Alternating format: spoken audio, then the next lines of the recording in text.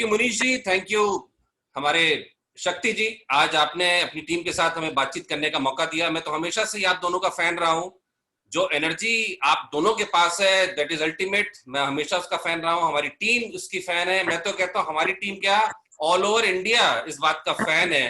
जो ताकत आपके अंदर है, वो जो एनर्जी आप दोनों के अंदर है, and you have very good team. और मुझे उम्मीद है कि आपकी टीम भी वैसी जबरदस्त और धाकड़ होगी जैसे कि आप लोग हैं। थैंक यू मैं सर, अपना थैंक यू। परिचय, थैंक यू सो मच। अगर मैं अपनी बात करूं तो जैसा मैंने बताया कि आज से तकरीबन 7 साल पहले मैंने इस बिजनेस की शुरुआत करी थी। फार्मास्यूटिकल बैकग्राउंड से रहा हूं, मैन्युफैक्चरिंग मार्केटिंग मेरा काम रहा है। और जब मैं बड़ा हो रहा था तभी से मेरे फादर ने एक चीज मेरे दिमाग में प्लांट कर दी थी कि तुम बड़े हो घर के और तुम्हें बिजनेस संभालना है। तो होता क्या है कि घर का बड़ा हूं और बिजनेस संभालना है, ये पता लग गया तो ऑटोमेटिकली जो मेरी पढ़ाई थी वो डिस्टर्ब हो गई। वैसे भी पढ़ाई में बहुत अच्छा नहीं था, यस, लेकिन पढ़ाई में कभी फेल भी नहीं रहा। मीडियोकर स्टूडेंट था, लेकिन खेल पे बहुत मेरा फोकस रहता था, दोस्ती करने में मेरा बड़ा फोकस रहता था। और मेरे पिताजी इस बात से बड़े परेशान भी रहते थे कि तेरी दोस्ती बहुत ज्यादा है और तुझे एक दिन बिजनेस संभालना है, इस बात का ध्यान रखना। तो बचपन से ही मेरे दिमाग में डाला गया कि तुम्हें बिजनेस करना है, नौकरी की तरफ फोकस नहीं गया। आपको बताऊं, मैंने 12th के बाद अक्सर लोग कोई ना कोई फॉर्म जरूर भरते हैं। मैंने साइंस से किया था और मैंने एक भी फॉर्म नहीं भरा। मेरे पिताजी ने कहा कि नौकरी नौकरी के लिए तुम नहीं बने हो, मैं बिजनेस बिल्ड कर रहा हूं, इस बिजनेस को तुम संभालोगे और इस बिजनेस में तुम ही रहोगे। आपको बताऊं, पहला 10 साल मेरी लाइफ का, मैं ये कह सकता हूं आज फार्मास्यूटिकल बैकग्राउंड की मैं अगर बात करूं फादर के साथ, तो पहला 10 साल हमारा बहुत ही शानदार था। हमारे यहाँ अक्सर पार्टीज हुआ करती थी, लखनऊ के नामचीन डॉक्टर्स भी आया करते थे और बहुत बेहतरीन लाइफ चल रही थी। और जब मैं उसके अगले 10 साल की बात करता हूँ, जब मैं इंटर कर रहा था, 12th कंप्लीट कर रहा था, तब तक बिजनेस थोड़ा शेकी हो रहा था, लेकिन बिजनेस फिर भी अच्छा चल रहा था। शेकी था but it was running well. मेरे फादर ने जैसे ही मैंने इंटर पूरा किया मुझसे कहा पढ़ाई हो गई, अब पढ़ाई करो पार्ट टाइम और बिजनेस में आ जाओ फुल टाइम। मेरे को एक छोटी सी जगह में भेजा गया, मुरादाबाद, जो मेरा बर्थ प्लेस भी था। दादाजी रेलवे में उस समय नौकरी करते थे जब मेरी वहां पैदाइश हुई। और मैंने धीरे धीरे अपनी पढ़ाई को कर दिया पार्ट टाइम और अपने बिजनेस में मैं आ गया फुल टाइम। दवाइयों की मैन्युफैक्चरिंग, मार्केटिंग मैंने बहुत साल करी है। मैंने तकरीबन 20 साल अपने उस फार्मास्यूटिकल इंडस्ट्री को दिए। अगर मैं आपको बताऊं तो मैं अनट्रेंड था जब मेरे फादर ने मुझे उस बिजनेस में उतारा था। कहते हैं ना कि फादर अपने बच्चे को विरासत में दे रहा है बिजनेस, लेकिन उसने मुझको ट्रेन नहीं किया। मेरे फादर ने मुझे ट्रेन नहीं किया। उन्होंने कहा जाओ फील्ड में और सीख जाओगे तुम एक ना एक दिन। निकल आया मुरादाबाद।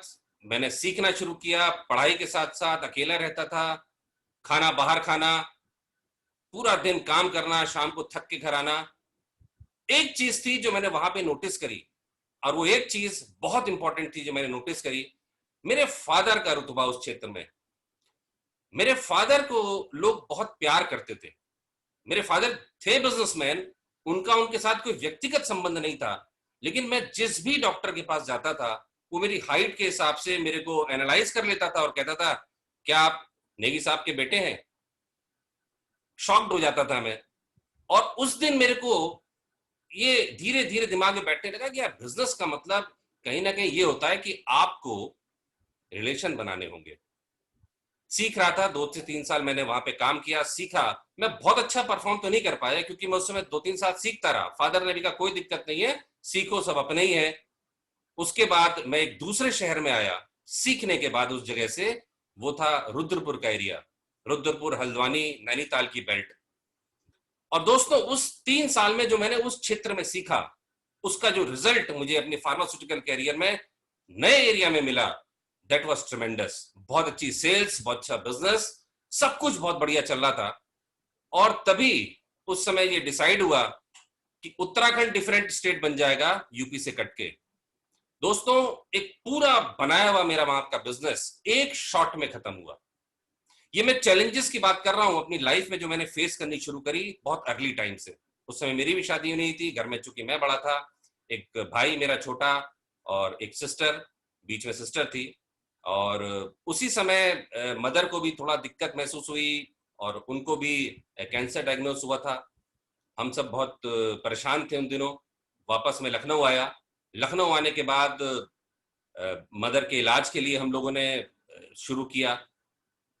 वहां पर भी मैंने दूसरी एक चीज नोट करी कि जो जो डॉक्टर्स, जो हॉस्पिटल्स ने हमारे साथ बिहेव किया, जिस तरीके से उनका रवैया हमारी तरफ होता था, जिस तरह से वो हमसे बात करते थे, जिस तरह से उन्होंने अपनी फीसिस को ऑलमोस्ट निल कर दिया, मेरे को दोबारा एक चीज समझ में आई कि बॉस, कुछ हो ना हो, एक चीज जरूर होनी चाहिए, आपके अंदर रिलेशन बिल्ड करने की ताकत। जो इलाज लाखों रुपए खर्च करके हम नहीं करवा पाते, वो इलाज बहुत कम पैसों में हम करा पाए, just because of one reason कि मेरे फादर के रिलेशनशिप्स बहुत अच्छे थे। मतलब कई लोग तो फादर को अपना ब्रदर ही मानते थे, और वो हमसे जब मिलते थे तो हमको अपने बच्चे की तरह ट्रीट करते थे।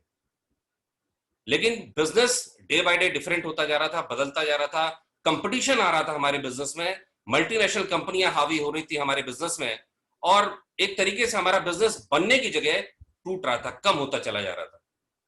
उसी बीच छोटे भाई का सिलेक्शन हुआ एमबीबीएस में। पिताजी ने कहा यस, उसको डॉक्टर बनाना है, ये हमारा ख्वाब है। And he went on to become a doctor, MBBS doctor की तरफ वो बढ़ा। उसकी पढ़ाई का लोड आया, कुछ और भी समस्या रही, फिर बहन की शादी करी। इट वॉज अ लाइफ जो मैं कभी सोच भी नहीं सकता था वो लाइफ मेरी थी। आपको बताऊं, मेरे पास कोई दूसरा रास्ता नहीं था जिस रास्ते से मैं पैसा कमा पाऊं। मेरे पास कोई डिग्री नहीं थी, मेरे पास सिर्फ और सिर्फ एक था, फार्मास्यूटिकल मैन्युफैक्चरिंग, फार्मास्यूटिकल मार्केटिंग। और मैन्युफैक्चरिंग धीरे धीरे खत्म हो रही थी। ये बिजनेस कहा तो जरूर जाता है कि आपके सपनों को पूरा करेगा, लेकिन कौन सा बिजनेस करें, किस तरह का बिजनेस किया जाए, ये मैं आज आपके साथ शेयर करूंगा। ये मेरे अपने कड़वे अनुभव हैं ट्रेडिशनल बिजनेस के, जिसकी बात मैं आज आपसे करने जा रहा हूं।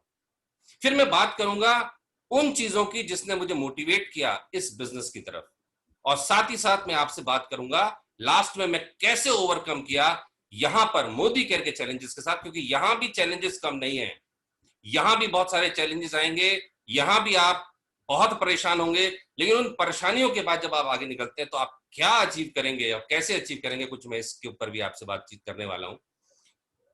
ये समझ लीजिए कि हम ट्रेडिशनल बिजनेस में थे और ईमानदारी से बिजनेस करते थे।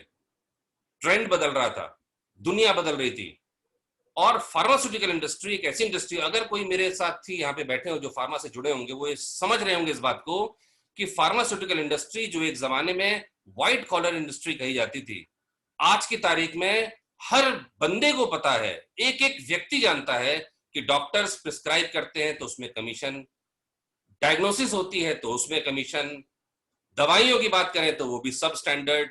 आज एक आम इंसान जानता है, लेकिन आज से मैं जब 20 साल 30 साल पीछे जाता हूं तो ऐसी इंडस्ट्री नहीं थी। डे बाय डे डिफरेंट होती गई, बदलती गई, और इस इंडस्ट्री का ही मेरा एक्सपीरियंस था, तो मैं इसके अलावा कुछ और कर भी नहीं सकता था। चैलेंजेस कितने बड़े थे, मैं आपको अगर चैलेंजेस की बात बताऊं तो फार्मा में जब हम मैन्युफैक्चरिंग करते थे तो एक मैन्युफैक्चरिंग करने के लिए हमारे को इंटायर सेटअप तैयार करना पड़ता था, और रोज हर कुछ समय में ही आप देखो तो नॉर्म्स बदलते रहते थे, मैन्युफैक्चरिंग के नॉर्म्स बदल रहे हैं, कभी आईएसओ आ जा रहा है, कभी जीएमपी आ जा रहा है। आपका एक फंड आपके पास अलग से ऐसा चाहिए होता था जिसको कि आपको उसके अंदर लगाते रहना है। पिताजी किसी तरह से मैनेज भी कर रहे थे, फिर धीरे धीरे पिताजी ने मैन्युफैक्चरिंग बंद कर दी, क्योंकि इतना चेंजेस हम अफोर्ड नहीं कर पा रहे थे। दूसरा बड़ा चैलेंज, माल बनेगा और उधार जाएगा, लाखों रुपए मार्केट में है, और हम कैसे हैं, हमारे बैंक में अपना बैंक बैलेंस नहीं है। अगर इमरजेंसी कोई आ जाए तो हमें जाना पड़ेगा स्टॉकिस्ट के पास ही, और उससे लेके आने पड़ेंगे अपने पैसे। आप समझ नहीं सकते जिस दौर से मैं उस समय गुजर रहा था। उसी बीच मेरी शादी भी हो गई, और शादी के बाद धीरे धीरे इसी बिजनेस के चैलेंज में उलझते उलझते उलझते उलझते, आप ये मान के चलो, सबसे बड़ा चैलेंज जो मैंने फील किया, हर मेडिकल जो कंपनी होती है उसमें मेडिकल रिप्रेजेंटेटिव्स होते हैं जिनको आमतौर पे लोग एमआर कहते हैं। मैंने अपनी लाइफ में करीब 20 साल में कुछ नहीं तो कम से कम 200 मेडिकल रिप्रेजेंटेटिव्स को ट्रेन किया होगा। और जब आप अपने मेडिकल रेप्स को ट्रेन करते हैं तो आप पूरी जान लगा के उनकी ट्रेनिंग करते हैं, उनको सब कुछ सिखाते हैं, और सब कुछ सीखने के बाद जब समय आता है कि आपको वो कमा के देंगे, अब वो तैयार हो चुके हैं, तब तक किसी ना किसी वजह से वो हमारी कंपनी से दूसरी कंपनी में चले जाते थे। उनका जाना भी गलत नहीं, उनको बेटर अपॉर्चुनिटी मिलती थी, उनको बेटर ऑफर मिलता था, लेकिन मैं वहीं का वहीं, मैं दोबारा से फिर ट्रेन कर रहा हूं मेडिकल रैप्स, दोबारा से तैयार किया, कुछ समय उसने काम किया, और जब वो तैयार हुआ पूरी तरीके से, again he would used to leave me. इस तरह की एक समस्या के साथ जूझते हुए 20 साल गुजारे, और उस 20 साल के दौरान अगर मैं बात करूं तो बहुत कुछ गंवाया, बहुत कम कमाया, बहुत कम बचाया। अगर और मैं बात करता हूं तो हमें अपने बिजनेस में एक और बहुत बड़ा चैलेंज था, और वो ये था, अकाउंटिंग भी कीजिए और टैक्सिंग भी करिए। मतलब अगर सामान को लखनऊ हब से मुझे सबऑर्डिनेट डिस्ट्रिक्ट्स में पहुंचाना है, उस समय इनकम टैक्स तो होते ही थे, एक ट्रेड टैक्स भी हुआ करता था, फिर वो वैट में कन्वर्ट हुआ और आज वो जीएसटी हो गया है। इतना मुश्किल होता था कि आप ट्रांसपोर्ट के थ्रू माल को पहुंचाओ, बीच में कहीं वो होल्ड हो जाएगा, फिर वो आप वहां पे ड्राइव करोगे, मतलब सामान को एक इलाके से दूसरे इलाके तक पहुंचाने में भी चैलेंजेस, इतने चैलेंजेस कि कई बार हमें अपने काम को छोड़ के वहां जाना पड़ता था, जो इंपॉर्टेंट भी काम है उसको भी छोड़ना पड़ता था। इन्हीं सब चैलेंजेस के बीच अगर मैं बात करूं तो 1999 में दिसंबर के महीने में आपके पंजाब से ही मेरे पास एक सरदार जी आते हैं, और उनको मैं जानता नहीं था, लेकिन चूंकि वो पहचान वाले घर पे आए थे और उन्होंने मुझे जब इस नई दुनिया के बारे में बताया तो जैसे सपनों को पंख लग गए। 99 के दिसंबर में हमने डिसाइड किया कि नहीं, कुछ तो डिफरेंट करना है, और फार्मा को छोड़ तो नहीं सकते, लेकिन कुछ डिफरेंट तो करना है। उन्होंने सब कुछ बताया बिजनेस के बारे में, हमने उस मल्टीनेशनल कंपनी को ज्वाइन किया जो ए नाम से शुरू होती है, और शुरू करने के बाद कुछ ही दिनों में ये रियलाइज हुआ कि हम उस कंपनी के लिए नहीं बने हैं, वो कंपनी हमारे जैसे लोगों के लिए नहीं बनी है। हमारा जो दायरा है, हम हमारे दायरे के हिसाब से वो कंपनी नहीं है। कहते ना कि अगर मैं 10,000 कमाता हूं तो मेरे जानने वाले भी 10,000 कमाएंगे, अगर मैं 1 लाख कमाता हूं तो मेरे जानने वाले भी 1 लाख कमाएंगे। इसीलिए डायरेक्ट सेलिंग में कहा जाता है कि अपनी अपलाइन के साथ बने रहिए, अपलाइन के साथ बैठे रहिए, जितना अपलाइन कमा रहा है एक ना एक दिन आप भी वहां तक पहुंचेंगे। यानी आपको कहा जाता है कि आप अपलाइन और ऐसे लोगों के साथ बैठिए जो ग्रो करें, जो आगे बढ़े, जिनकी इनकम अच्छी आ रही हो। हम ट्रेडिशनल दुनिया में क्या करते हैं, जितने इनकम पे हम होते हैं, हमारा दायरा भी उतने इनकम ग्रुप का होता है। तो उस कंपनी में हमें एक बहुत बड़ा चैलेंज आया, और मैंने उसको तुरंत समझ लिया कि ये मेरे बस की बात नहीं है, और विद इन अ ईयर मैंने उसको ड्रॉप किया। और उसके बाद फिर मैं तलाश करने लगा कि किस तरीके से मैं क्या करूं कि मेरी लाइफ में चेंज आए, मेरी लाइफ में परिवर्तन आए, क्योंकि मुझे परिवर्तन चाहिए था। मैं थक गया था 20 साल एक मोनोटोनस काम को करते हुए, जबकि बिजनेस के लिए कहा जाता है कि आप उसको 4-5 साल करने के बाद अगर छोड़ भी देते हैं तो वो बिजनेस आपको रिटर्न देता रहता। मुझे ये होता दिख नहीं रहा था। इन चैलेंजेस से गुजरते रहे, और ये समझ लीजिए कि मैं डायरेक्ट सेलिंग की तरफ बात करूं तो मेरे फादर मुझको ये कहते थे कि तुमने देखो एक ट्राई कर लिया है और तुम उसमें सफल रहे हो, मैंने तुमको तब भी मना किया था। और ट्रेडिशनल बिजनेस में कोई भी चैलेंज क्यों नहीं है, लेकिन ये कम से कम रोटी जरूर देता रहेगा, और एक न एक दिन मौका मिलेगा कि तुम इस फार्मास्यूटिकल इंडस्ट्री में दोबारा से एक चैंपियन की तरह निकलोगे। मेरे फादर बार बार मुझे ये कह रहे हैं और मुझे अवॉइड करते थे कि मैं डायरेक्ट सेलिंग की तरफ ना जाऊं। उनका अपना एक्सपीरियंस था, क्योंकि उन्होंने बहुत सारे डॉक्टर्स को देखा था जिन्होंने प्रैक्टिस छोड़ने के बाद उस कंपनी को ज्वाइन किया था, और उसके बाद दोबारा उनकी हालत जब खराब हुई तो उन्हें कुछ ना कुछ करना पड़ा, दोबारा लौट के वो अपने कैरियर में आए। उनका अपना एक्सपीरियंस समझिए कि बिल्कुल सही था, लेकिन मुझे एक चीज दिखाई दे रही थी कि ये एक ऐसी जगह है जहां से कुछ हो सकता है लाइफ में। क्योंकि जहां पे मैं बैठा हूं, यहां पे मैं देख रहा था कि मेरी दुनिया सिकुड़ती चली जा रही थी, छोटी होती चली जा रही थी। क्या करूं, कैसे करूं, कौन सी ऐसी कंपनी होगी, तलाश जारी रही। और तलाशते तलाशते तलाशते तलाशते एक कंपनी से हमारा परिचय होता है, और वो कंपनी हिंदुस्तान में उस समय तहलका मचा रही थी, उसको 10 साल लगभग हो रहे थे, और हमें लगा कि शायद ये वो कंपनी है जो हमारी लाइफ को चेंज करेगी।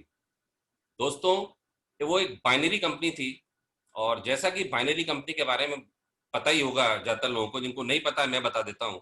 वहां पे इनकम बड़ी फास्ट दिखाई देती है, और उसके चक्कर में ही मैं भी आ गया, क्योंकि मुझे भी उस समय पैसों की बड़ी जरूरत थी। 10 साल चल चुकी थी तो मुझे लगा कि शायद ये सेट कंपनी होगी। अब उस कंपनी का नाम क्या बताया जाए, आर से शुरू होती थी और पी पे खत्म होती थी और तीसरा अक्षर बीच में एम था। उस कंपनी में काम किया, नो डाउट पैसे आए, फटाफट पैसे आए। लेकिन जब कहते हैं ना, नेटवर्क मार्केटिंग में कभी ये देखना नहीं चाहिए कि फटाफट पैसे आ रहे हो। मेरे को बहुत सारे लोग कहते थे कि यार तुम तो बड़ा बढ़िया कर रहे हो, बहुत अच्छा है। फादर को मैंने बताया कि देखिए पापा जी, मैं तो बहुत अच्छी तरीके से करने लग गया। उन्होंने कहा देख लो बेटा, इन सब चीजों का कोई फ्यूचर नहीं होता है। वो बार बार मुझे बताते थे और मैं उनसे कह रहा हूँ नहीं पापा, देखिए पैसे तो अच्छे आ रहे हैं और आने वाला समय और बहुत ब्राइट है हमारा। हुआ है क्या, अचानक 3 साल के बाद जब नेटवर्क मार्केटिंग में आप वेल्थ कमाने की तरफ बढ़ रहे होते हो, यानी जब आपकी टीम इस तरह से होती है कि वो बस एक्सपोनेंशियल ग्रोथ की तरफ आ रही होती है, वहां पे आपको लगता है कि अब आपकी लाइफ में सब कुछ बदल जाएगा। अब वो लाइफ आपकी पहले से नहीं रहेगी, अब टोटली चेंज होगी। 3 साल के अंदर ही जैसे ही मुझे ये दिखाई दिया, वो कंपनी अचानक खत्म हो गई। तो मैं आपको अपने एक्सपीरियंस से कह रहा हूं कि वो कंपनी, वो बाइनरी कंपनी जो 10 साल जिसको मैंने चलते हुए देखा, तब मैंने उसको ज्वाइन किया था। 10 साल के बाद वो 13th ईयर में खत्म हो गई। और दोस्तों, उसके साथ ही चकनाचूर हो गई मेरी इज्जत, मेरी मार्केट, मेरे लोग, सब कुछ। वो सब कुछ जब खत्म हुआ तो मेरे पास ऐसा कुछ था नहीं कि मैं दोबारा शुरू कर पाता कुछ। कहते ना, जो अपनी पहचान थी ना, वही गायब हो गई। फादर की निगाह में, रिश्तेदारों की निगाह में, वो दिन भगवान न करे इस तरह का दिन कोई किसी को दिखाए। बच के रहिएगा। ये कंपनी आती है आपकी लाइफ को चेंज करने का वादा देके, और अल्टीमेटली इनका जो मकसद होता है ना, वो अपने आप को चेंज करने का होता है। वो करोड़पति बनना चाहते हैं, वो अरबपति बनना चाहते हैं। और हुआ यही, हम धराशायी हुए। दोस्तों ने कहा, हम कह रहे थे तुमसे कि फटाफट पैसा, ऐसा कैसे हो सकता है, ये कौन सी इंडस्ट्री है। हो गया वही। अब क्या करोगे। फार्मास्यूटिकल बिजनेस को मैं धीरे धीरे धीरे वाइंड अप करके बिल्कुल श्रिंक कर चुका था, मतलब वहां तो मेरा फोकस ही नहीं था। अब मेरे पास कोई दूसरा चारा नहीं था कि मैं कैसे सरवाइव करूं। फादर, घर में घुसो तो फादर, वाइफ, सब ऐसा डिस्टर्ब हुआ कि समझ में नहीं आया कि क्या करूं।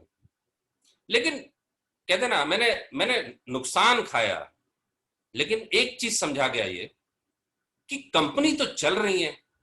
ये कौन सी कंपनी है जो मार्केट में चल रही है, और ये कौन सी कंपनी है जिसमें कि लोग अपनी लाइफ को बदल सकते हैं, और ये क्यों ऐसा हुआ इस कंपनी के साथ कि कंपनी बर्बाद हुई। इसके ऊपर जब मैंने फोकस किया तो क्लियरली कुछ चीजें निकल के आई। पहली चीज तो ये निकल के आई कि जो मेरी कंपनी ये बंद हुई है, ये एक आईडीएसए में रजिस्टर्ड कंपनी नहीं थी, पहली चीज।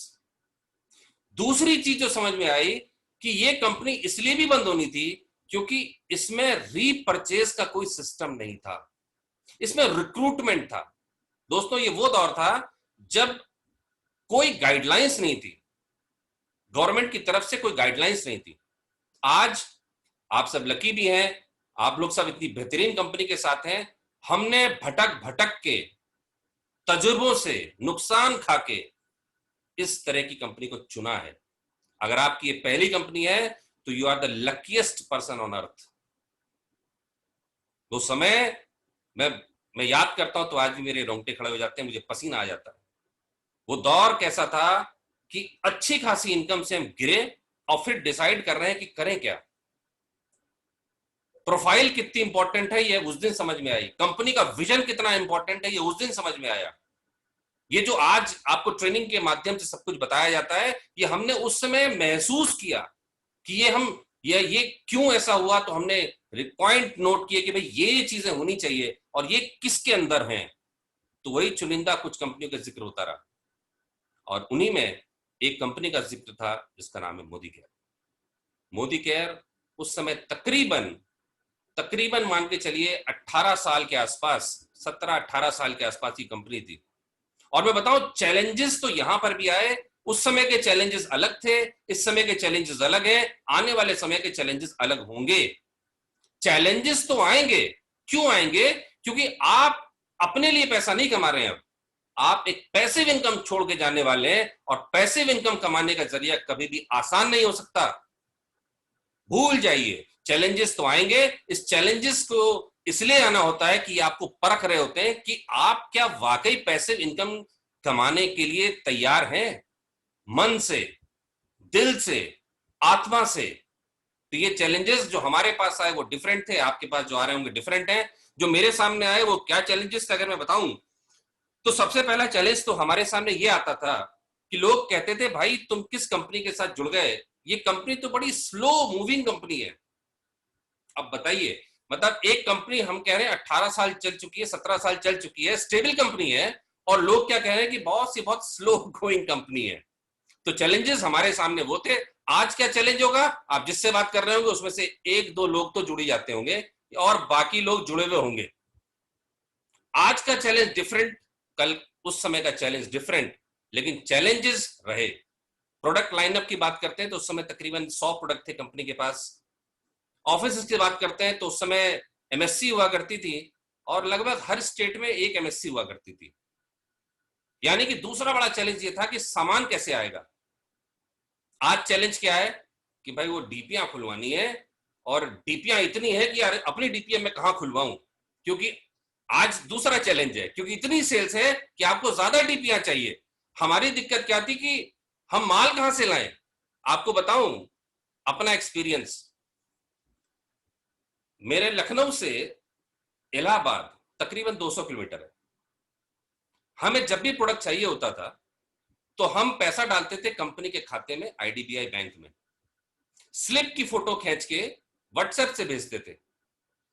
फिर वो वहां से कोरियर करने की बात करते थे तो हम कहते थे प्लीज ऐसा मत करना, ये मैं 50 रुपए और भेज रहा हूं, किसी से कह के इसको बस में लदवा दीजिए और हम इसको लखनऊ में उतार लेंगे। तो वो कहते थे ठीक है बस में तो लाद देंगे, लेकिन 5-6 बजे तक तो हम ऑफिस में रहते हैं, कभी कभी 7 बज जाते हैं। तो हमने कहा 8 बजे लाद दीजिएगा।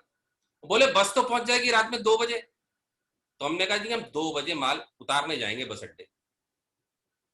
बॉस, चैलेंजेस आज के तो आपको पता है ही, मैं तो तब के चैलेंजेस बता रहा हूं आपको। अगर लगता हो कि शायद उस समय चैलेंजेस कम थे, ये भी एक चैलेंज था। कभी लोग भी एक चीज और पूछा करते थे कि तुम्हारी कंपनी को 17-18 साल हो गए हैं, जरा ये तो बताओ कि भाई कितने अचीवर हैं, कितने लोग हैं जो पैसा कमा रहे हैं। आज तो आपके अपने नेटवर्क में, मैं तो अगर बताऊं मुनीश जी, आपके ही नेटवर्क में मुनीश जी हैं, शक्ति जी हैं, कई लोग हैं जिनको कि आप दिखा सकते हो कि 1 लाख रुपए से ऊपर कमा रहे हैं, 5-5, 7-7 लाख। हमारे सामने उस समय ये चैलेंज था कि हम बताएं क्या। गिन के 5 या 7 पार्टनर हुआ करते थे। तो ये चैलेंज हमारा डिफरेंट था। आज आपका चैलेंज हो सकता है डिफरेंट हो, लेकिन हर चैलेंज में आप क्या जवाब देंगे ये बड़ा इंपॉर्टेंट होता था। हम उस समय ये कहा करते थे कि बॉस ये तो अच्छी बात है कि अभी लखनऊ में कोई जीबीडी नहीं है, ये तो अच्छी बात है कि लखनऊ में 5 लाख 10 लाख कमा नहीं रहा, हम कमाएंगे सबसे पहले। और अगर आप कमाना चाहते हो अपने क्षेत्र में तो आप भी आ जाओ उसी समय, ये राइट टाइम है। लोग कहते थे ये स्लो मूविंग कंपनी, कहते तो अच्छी बात है स्लो है, इसका मतलब अभी ज्यादा लोग जुड़े नहीं, ज्यादा लोग जानते नहीं, हम जिसके पास जाएंगे हम उसको ज्वाइन कराएंगे। बॉस, प्रॉब्लम्स के पैसे किसी को नहीं मिलते, सल्यूशन देने के पैसे मिलते हैं, और सल्यूशन देना पड़ेगा। काम करने की बात करें तो जब शुरुआत में हमने यहां पे काम स्टार्ट किया तो हम यहां पे सीधे प्लान दिया करते थे। आप लोग तो शायद डायरेक्ट प्लान नहीं देते होंगे, हमारी आदत थी कि हम डायरेक्टली जब किसी से मिलते थे तो सीधे प्लान दिया करते थे। आओ बैठो, ये तुम हो एक गोला, ये तुम्हारे नीचे 6 गोले, ये तुम्हारे लोग, ऐसे आगे बढ़ो। हमें 6 महीने लगा ये समझने में कि नहीं पहले डेमोन्स्ट्रेशन दिया जाता है। मुझे लगता है मुनीष जी एंड टीम तो इस मामले में चैंपियन है। डेमो के बिना तो काम शुरू होता नहीं होगा, और डेमो बैक के बिना कोई ज्वाइनिंग नहीं होती। ये बात समझने में हमें 6 महीने साल भर लग गया। सही कह रहा हूं शक्ति सर? यस बिल्कुल सर। और एक हमारा टाइम था, हमें पता ही नहीं था कि डेमो बैग क्या चीज होती है। तो ये बिजनेस हमारे लिए उस समय इतना चैलेंजिंग था। आज देखिए और कितनी खूबसूरती है इस बिजनेस के अंदर आ गई। हम सब आज आमने सामने बैठे हैं अपने अपने घरों में। ये चैलेंज ने हमको रास्ता दिखाया है, thanks to our upline Surekha ji. हम उस समय अगर किसी को प्लान दिखाना है ना पंजाब, तो रात में यहां से गाड़ी चलती थी पंजाब मेल एक्सप्रेस, उसमें बैठिए और पंजाब जाइए, फिर एक होटल में रुकिए, उसके बाद वहां एक प्रेजेंटेशन दीजिए और फिर लौट के आ जाइए। बॉस, इस टेक्नोलॉजी ने बहुत कुछ आसान किया है, इस टेक्नोलॉजी को अपनाइए। ये वो चैलेंजेस थे शुरुआती दौर के जो लगातार हमारा पीछा करते रहे, लेकिन हम भी लड़े रहे, क्योंकि हमें पता था कि हमारी इज्जत सिर्फ और सिर्फ वहीं वापस आ सकती है जिसने इज्जत ली है, वो है डायरेक्ट सेलिंग। डायरेक्ट सेलिंग में सही कंपनी को पकड़ा तो फिर छोड़ने का नहीं है। मैं आप सबसे ये कहना चाहता हूं, कोई भी चैलेंज आए, डू नॉट क्विट। कितनी भी समस्या आ जाए, डू नॉट क्विट। मैं तो कहता हूं हर चैलेंज में आपको मजा आना चाहिए, आपको उस चैलेंज से जीतने के लिए अंदर से एक उबाल आना चाहिए। जो भी चैलेंज आए, मैं तो कहता हूं, कई बार लोग कहते हैं ना कि यार मैंने जो टीम बनाई, और ये जिसमें टीम से कहता हूं डेमो किट लो, डेमो किट बनाओ, डेमो करने हैं, और वो मना कर रहे हैं, तो मैं बताता हूं एक बड़ा बढ़िया मंत्र, स्पॉन्सर वन मोर। फिर कोई कहता है ना मैं बहुत परेशान हो गया अपनी टीम से, भाई ये लिस्ट नहीं बनाती, तो उसका एक और सीधा मंत्र बताता हूं, स्पॉन्सर वन मोर। अगर कोई कहता है ना कि ये बात नहीं मानते, स्पॉन्सर वन मोर। अगर एक और चैलेंज हो, क्योंकि जब एक अच्छा परफॉर्मेंस नहीं हो रहा होता है तो कई बार अपलाइन की भी रडार से आप बाहर निकल जाते हो। अगर आपको अपलाइन की रडार में आना है तो क्या करना है, स्पॉन्सर वन मोर। अगर आप स्पॉन्सरिंग करते रहेंगे, हर प्रॉब्लम का एक सोल्यूशन है ये, यूनिवर्सल ट्रुथ, हर प्रॉब्लम का एक solution, sponsor one more. Upline के रडार में आ जाओगे, यस अपलाइन कहेगी ये बंदा है जो काम कर रहा है, इसके साथ काम करते हैं। डाउनलाइन समझ जाएगी कि भैया ये तो स्पॉन्सर करता ही चला जा रहा है, इसकी बात मान लो वरना तो एक और स्पॉन्सर कर देगा, ये 10 कर चुका है, ये 15 कर चुका है। ये एक मंत्र है इस बिजनेस का, कीप स्पॉन्सरिंग। और स्पॉन्सरिंग का मंत्र एक ही है, कीप बिल्डिंग योर लिस्ट। बस सारी समस्याओं का अंत हो जाएगा। अगर आपका चेक नहीं बढ़ रहा है ना, क्या करना है, स्पॉन्सर वन मोर। अगर आपकी टीम में आपको लगता है यार क्राउन नहीं है, स्पॉन्सर वन मोर। आपको लगता नहीं जीबीडी नहीं है, स्पॉन्सर वन मोर। ये जो स्पॉन्सरिंग है ना आपकी, ये जो आप लगातार स्पॉन्सर करते रहोगे ना, यहीं पे छुपा है जीत का मंत्र। हाँ, आपकी अपनी कुछ जिम्मेदारियां हैं जिसको आपको पूरा करना होगा। आपको वो सब करना है जो डुप्लीकेबल हो, जो डुप्लीकेबल है आपको वही करना है। याद रखिए, हमारे बिजनेस में अगर 100 लोग जुड़ते हैं तो 95% लोग यानी 95 लोग ऐसे होते हैं जो अच्छे यूजर होते हैं और उनको यूजर बन के बड़ा आनंद आ रहा होता है। ये सच्चाई है। तो कोशिश करिए कि आप उन 95% लोगों के साथ ईमानदार रहें। मतलब अगर उन्होंने ये कहा है आपसे कि 500 रुपए का ये प्रोडक्ट है मुझे चाहिए, तो भाई साहब 500 रुपए के प्रोडक्ट दिलवाइए और 500 रुपए की बिलिंग करवाइए। बस ये 95% लोगों को अगर आपने पकड़ के रखा अपने पास, तो जो 5% लोग इनको लेके आए वो जीवन भर पैसे कमाएंगे। क्या करना होगा, ईमानदारी से अपना काम करना होगा। ट्रेडिशनल बिजनेस में चालाकी चलती है, लेकिन नेटवर्क मार्केटिंग में चालाकी बिल्कुल नहीं चलती है। इस बिजनेस का मूल मंत्र, ईमानदार रहिए, काम के प्रति ईमानदार रहिए, पैसों के प्रति, और इस एंटायर फैमिली को एक अपना परिवार मानिए। ये मेरी फैमिली है ऐसे मानिए, ये मेरी एक्सटेंडेड फैमिली है, इसमें पूरे परिवार के साथ रहें। क्योंकि मैंने आपको बताया ना, पहला तजुर्बा जो मेरे को फादर के थ्रू मिला था, दैट वाज रिलेशन बिल्ड करना सीखो। वो जो रिलेशनशिप है ना, वो बहुत काम करेगी आपके लिए। वो जो लोग आज आपके साथ यूजर बन के जुड़े रहेंगे, वो अगली बार जब आप मिलेंगे, फिर जब अगली बार मिलेंगे, वो आपकी ईमानदारी से प्रभावित होकर आपके साथ नेटवर्क बनाना चाहेंगे। फिर भी कोई समस्या आती है, one more, sponsor one more. कैसे होगा स्पॉन्सर, ये तो मुझे लगता है कि आपकी टीम के सभी लोग बताते होंगे, आपके जबरदस्त लीडर्स हैं। लेकिन याद रखिए, चैलेंजेस यहां भी आएंगे।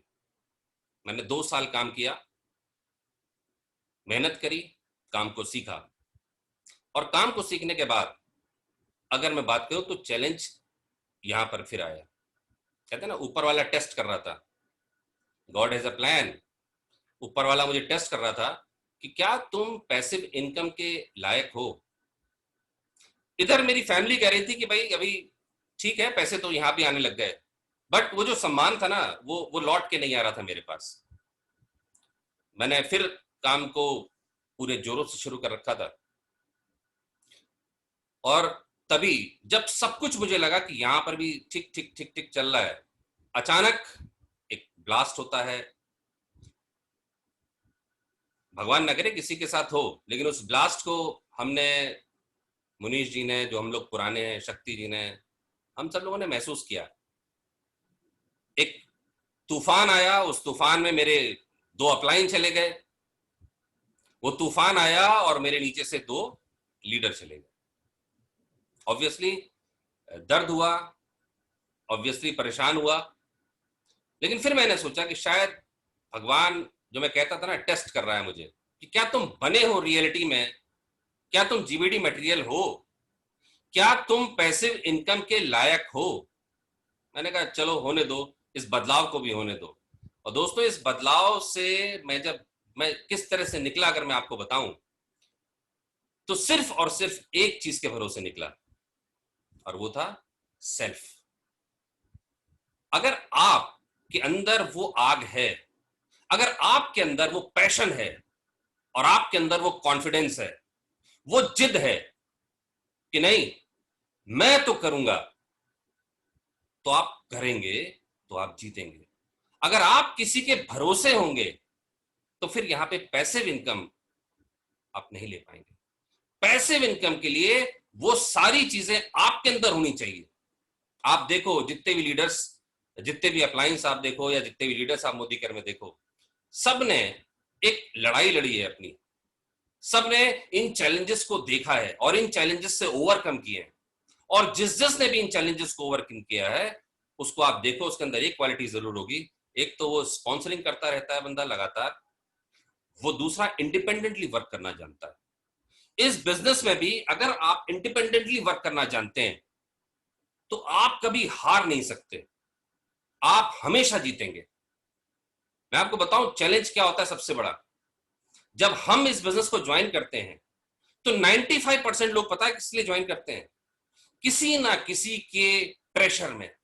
वो प्रेशर हो सकता है उसके दोस्त का, वो ज्वाइन करा देता है, वो उसके पड़ोसी का होता है, वो उसके रिश्तेदारों का होता है। वो प्रेशर में जब ज्वाइन करता है ना आदमी, तो पता है क्या सोचता है कि यार ये इतनी दूर से आया है, चलो इसके खातिर ज्वाइन कर जाते हैं, चलो इसकी खातिर। यानी ये बिजनेस एक्चुअली बहुत सारे लोग तो ये मानते नहीं कि उनका है, वो इसलिए ज्वाइन कर जाते हैं कि ये जो आया है ना, मैं इसको थोड़ा सा, इसकी खुशी के लिए ज्वाइन कर जाता हूं। जैसे कि 5,000 की लॉयल्टी से वो जो जो आया है आपके पास, वो करोड़पति बन जाएगा। बहुत बड़ा चैलेंज है ये।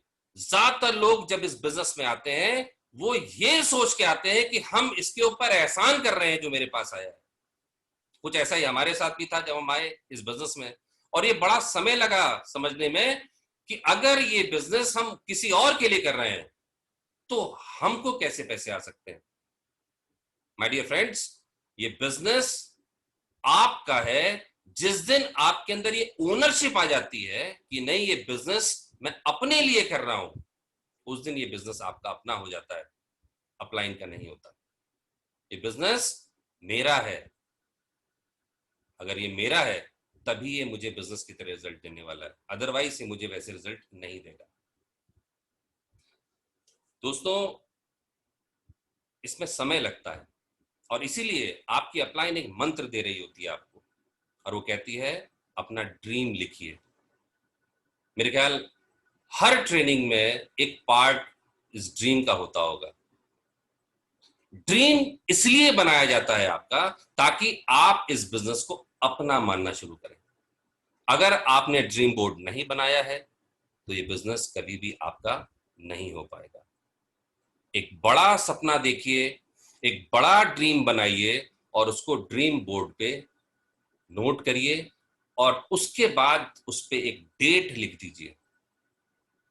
दोस्त, जिस दिन ये काम होगा, ये बिजनेस आपका हो जाएगा, आपकी अपलाइन का नहीं रहेगा। इस बिजनेस को अपनाइए, इस बिजनेस को अपना बनाइए। चैलेंजेस आएंगे, लेकिन चैलेंजेस से जो आगे निकलेगा वही लीडर, वही चैंपियन कहलाएगा।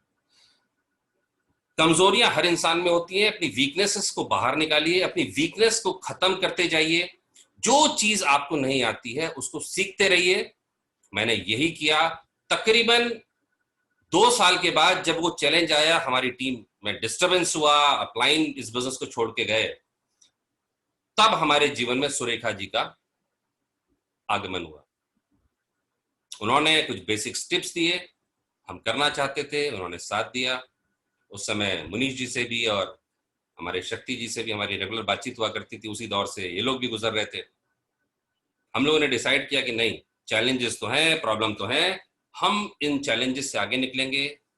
प्रॉब्लम्स को सर्च करने से कुछ नहीं होगा, सोल्यूशन की खोज करेंगे। और सोल्यूशन की खोज करते करते आज, उसके बाद सिर्फ 3 साल में हम जीबीडी तक पहुंचे। जबकि टीमें खत्म हुई। कैसे हुआ ये सब, आइए मैं इसकी बात करता हूं।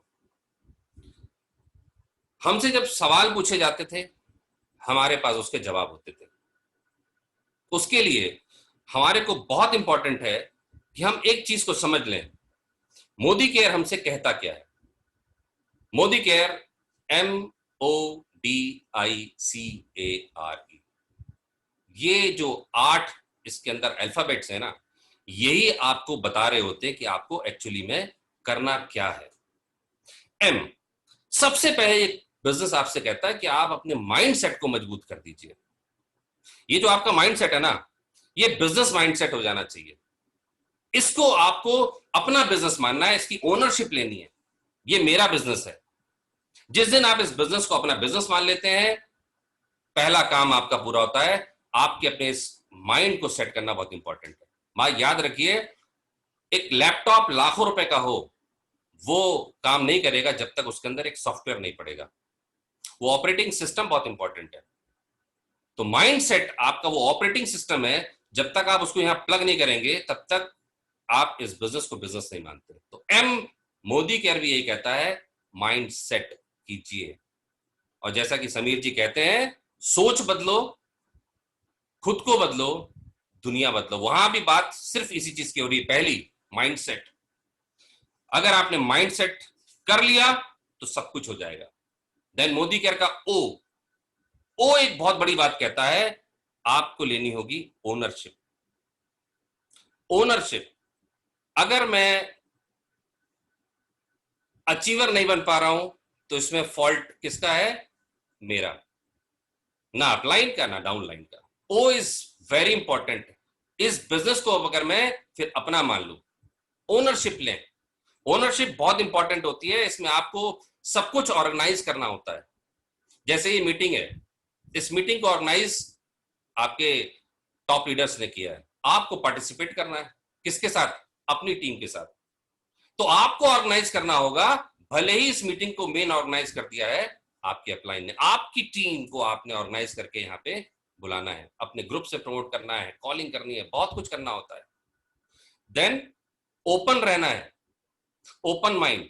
नए आइडियाज जो आपके अपलाइन देते हैं, जो नए आइडियाज सफल लोग देते हैं, उसको ले लीजिए। O is for ownership. O is very important. Then comes D. D ये कहता है, ड्रीम बिग। बड़ा सोच का बड़ा जादू। Dream big. मुनीश जी ने बहुत अच्छी तरह से इस सेशन को जरूर लिया होगा, क्योंकि ड्रीम के ऊपर बहुत बात करते हैं। शक्ति जी ने भी इन सब चीजों के ऊपर बहुत फोकस किया होगा, क्योंकि शक्ति जी भी बड़े ड्रीमर हैं। जब भी शक्ति जी से बात होती है, तो शक्ति जी अपनी बड़ी बड़ी ड्रीम्स के बारे में मुझे बता रहे थे। अब मुझे ये करना है, नेक्स्ट स्टेप इज दिस। अभी कुछ दिन पहले उन्होंने कहा कि मेरा अब टारगेट बन गया है कि स्मैक ग्रुप में आना है। मैंने कहा वाओ। तो ड्रीम बिग। ये जो मोदी केयर का डी है, ये भी आपको सिखा रहा होता है कि ड्रीम बिग, बड़ा देखो, बड़ा सोचो, और बड़ा सोचोगे तो बहुत बड़ा होगा। डिस्कस करो अपनी अपलाइन के साथ, डिस्कस कीजिए अपनी डाउनलाइन के साथ, वो क्या ड्रीम देखते हैं, किस तरीके से फिर उस ड्रीम की प्लानिंग की जाए, कैसे आप उस ड्रीम की प्लानिंग करके उस ड्रीम तक पहुंचेंगे। डिस्कस कीजिए अपनी अपलाइन के साथ और डिस्कस कीजिए डाउनलाइन को उनकी ड्रीम तक पहुंचाने के लिए। This is B. Then comes I. I is also very important. इसमें सबसे पहले यह है कि आपको खुद को ही इंप्रूव करना है। Presentation, presentable, demonstrable. आपको आई से आपको इनकम के बारे में पता होना चाहिए कि इनकम कहां कहां से आती है, कैसे कैसे आती है, यानी आपको इनकम प्लान की पूरी जानकारी। I is very important. आई को खत्म करना है, अपने मैं को खत्म करना है और क्या लेके आना है, अपने अंदर एक इंप्रूवमेंट लेके आना है। आई यानी मैं से हम तक आना है, वी तक आना है, together as a team. Modi care का आई आपको ये सब कहता है कि अपने आप में परिवर्तन लाइए। देन कम सी, कमिटमेंट। कमिटमेंट, वादा। जो वादा आप करते हैं अपने आप से, जो वादा करते हैं अपनी टीम से, जो वादा करते हैं यानी जो प्लानिंग करते हैं महीने की शुरुआत में, आई गेस सभी लोग कुछ ना कुछ प्लानिंग तैयार करते होंगे अपने लिए कि मेरे को इस महीने ये बिजनेस क्रिएट करना है। ये कमिटमेंट लीजिए अपने अंदर, यस मुझे करना है। किसके साथ करना है? अपनी टीम के इतने लोगों के साथ करना है। C is very much about commitment. C is about जो भी चैलेंज आएगा, आई विल कम बैक। मैं कम बैक करूंगा, मैं कभी क्विट नहीं करूंगा, I will always come back. ये सी कहता है कि आपको अपने अपलाइन का, अपनी सक्सेसफुल, ग्रोइंग और स्टेबल अपलाइन का कॉपी बनना है। ये सब चीजें जब करी जाएंगी तो 100% आप इस बिजनेस में जीबीडी बनेंगे, आप इस बिजनेस में करोड़पति बनेंगे। लेकिन ये सब आपको करना होगा। इस काम को जब आप अपना मानेंगे तो ये काम आपके लिए काम करेगा। Then comes A. A is all about attitude. हम कभी हार नहीं मानेंगे, वी विल नेवर लूज। हम जब जब पीछे आएंगे, जब जब एक कदम पीछे आएंगे तो हम बड़ी छलांग मारने के लिए पीछे आ रहे होंगे। स्पोर्ट्समैन का एटीट्यूड, स्पोर्ट्समैन जो कभी हार नहीं मानता। तो ये स्पोर्ट्समैन का एटीट्यूड बहुत इंपॉर्टेंट है इस बिजनेस में अगर आप कामयाब होना चाहते हैं। और मुझे उम्मीद है कि ये सारी चीजें आप सबके अंदर भरी है, इसीलिए आप रात के 9 लगभग 10 बजने वाले हैं, लॉकडाउन खत्म हो चुका है, आप सब लोग फील्ड में रहते होंगे। फील्ड में रहने के बाद घर आने के बाद बिना खाए फिर बैठे हैं आप। This is called commitment, this is called ownership, this is the right attitude, winning attitude. जैसे समीर मोदी जी कहते हैं, बॉक्सर थे वो एक जमाने में। मतलब एक स्पोर्ट्समैन होता है जो जो विनिंग एटीट्यूड का होता है, कम बैक करना जानता है। लेकिन बॉक्सिंग एक बहुत ही खतरनाक स्पोर्ट है, लेकिन वो उसमें भी चैंपियन थे। He knows how to come back. उन्होंने बताया है ये जो ग्रोथ है आज, just because of mister Sameer Modi. क्यों? He knows to come back. वो फाइटर है। वही फाइटिंग स्पिरिट आपके अंदर, वही फाइटिंग स्पिरिट आप देखो तो आपकी अपलाइन के अंदर होती है। यही फाइटिंग स्पिरिट आपको अपने अंदर चाहिए। ये फाइटिंग स्पिरिट आपके अंदर है। Then comes R. कुछ रूल्स हैं जिनको आपको फॉलो करना है। वो रूल्स कौन से हैं? और कोई रूल मानो ना मानो, अपलाइन की बात माननी है, ये रूल बहुत इंपॉर्टेंट है। और कुछ मानो ना मानो, एक चीज और बहुत इंपॉर्टेंट है कि मोदी केयर का जो कोड ऑफ कंडक्ट है उसको आपको मानना होगा। This are is all about rules. हर खेल के कुछ नियम है। तो मोदी केयर में बिजनेस करना चाहते हैं, कामयाबी से करना चाहते हैं, अच्छा बिजनेस करना चाहते हैं, तो उसका भी एक रूल है और वो रूल आपको फॉलो करना होगा। कोड ऑफ कंडक्ट को जानिए। And E is all about education. Upgrade होते रहिए। मतलब मैं तो अभी भी ये मानता हूं कि जितना भी मैं कमा रहा हूं, अब अक्सर लोग पूछते हैं ना भाई क्या कमाई हो रही है आपकी, कितना कमा लेते हैं, तो मैं उनसे ये कहता हूं बॉस मैंने तो अपनी सारी खोई हुई इज्जत कमा ली है। आज मेरे फादर, मेरे ब्रदर, मेरी वाइफ सब मेरे पे प्राउड फील करते हैं। मैं आपको बता दूं, इस बिजनेस ने जो मुझे सबसे इंपॉर्टेंट चीज दी है वो मेरा खोया हुआ जो है ना सम्मान वापस किया है। I am a better father, I am a better husband, I am a better son, I am a better brother. मैं सब कुछ बेटर हो पाया। ये बिजनेस आपको बहुत कुछ देता है, जिसमें से ये बहुत इंपॉर्टेंट है कि आपका परिवार आपको किस निगाह से देखता है। दोस्तों, अंत में मैं एक बात जरूर कहना चाहूंगा, ये एक मूवी है। हर इंसान अपनी जिंदगी में हीरो बनना चाहता है। क्या आप भी अपनी जिंदगी में हीरो बनना चाहते हैं? अपने परिवार के सामने, अपने रिश्तेदारों के सामने, अपने घर वालों के सामने, अपने बच्चों के सामने, अपने रिश्तेदारों के सामने अगर आप हीरो बनना चाहते हैं, ये स्क्रिप्ट मोदी केयर की आपके लिए बनी है।